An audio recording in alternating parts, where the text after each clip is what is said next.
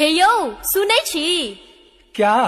अरे जल्दी बोलो यार, मेरे को कतो जाना है। कहलो जे फुलचनमा गेले गाम से बाहर कमाले कमा के अले त चार पर देखल के कुम्हर तब मैं के कहल के मम्मी ये उजले उजले कौन से फल दिख रहे हैं तब मैं कहल के रो फुलचनमा 2 दिन ला बाहर गेलही त कुम्हारो बिसर गेलही या खुआ के त तोरा एतेटा बनेलियो तहना अहू तेरे को आ मेरे को बाजा लगलो यो जेने बाजे मैथिली मन होइया जे दुनु कान पकड़ के ऐठली। हाँ ये छिपकिली, हम तो छी दिल्ली के बिल्ली। अब वहाँ जो कह सको कहलो जे मैथिली ठुमका एकटा डीजे कैसेट ले आहे कनी आन दिया न यो।